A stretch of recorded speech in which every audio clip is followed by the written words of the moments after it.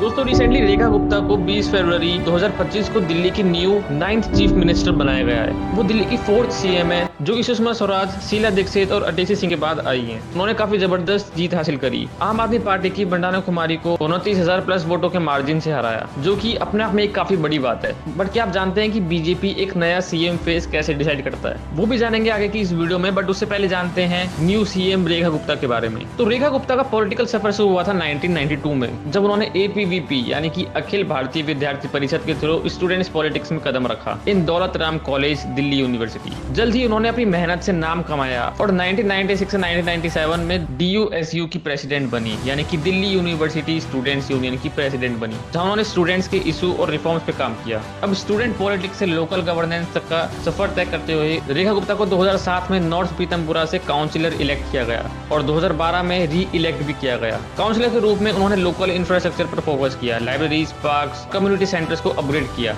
उन्होंने एसडीएमसी यानी कि साउथ दिल्ली म्युनिसिपल कॉर्पोरेशन की मेयर के रूप में भी अपना जलवा दिखाया, जहां उनके अर्बन डेवलपमेंट और सिटीजन वेलफेयर के इनिशिएटिव्स ने सबका दिल जीत लिया। रेखा गुप्ता के कमिटमेंट और लीडरशिप ने उन्हें बीजेपी के अंदर काफी इंपॉर्टेंट रोल दिलवाए, जैसे कि जनरल सेक्रेटरी और national vice president of BJP महिला मोर्चा। उनकी ग्रास रूट्स कनेक्ट और प्रोग्रेसिव विजन की वजह से उनको आखिरकार दिल्ली का चीफ मिनिस्टर बनने का मौका मिल ही गया। ये अपॉइंटमेंट न सिर्फ दिल्ली की गवर्नेंस में एक नए इरा की शुरुआत है, बल्कि बीजेपी की क्लीन और डायनामिक लीडरशिप को भी हाईलाइट करता है। दोस्तों रेखा गुप्ता का विजन है कि वो दिल्ली को एक ऐसी जगह बनाना चाहती हैं जहां sustainable urban development, digital governance और इंप्रूव पब्लिक सर्विसेज हो, चाहे एजुकेशन, हेल्थ या इंफ्रास्ट्रक्चर हो। उनके अंदर इनिशिएटिव्स हैं जैसे कि app based citizen feedback system, जिससे पब्लिक इशू का सॉल्यूशन फास्ट मिलता है। और उनका राइज एक स्ट्रॉन्ग सिग्नल है for gender representation in politics, जो अर्बन यूथ और महिला वोटर्स के लिए भी इंस्पिरेशन का काम करता है। आइए बात करते हैं कि आखिर बीजेपी कैसे डिसाइड करती है अपने नए सीएम का फेस। तो बीजेपी की एक स्ट्रेटेजिक सिलेक्शन प्रोसेस है।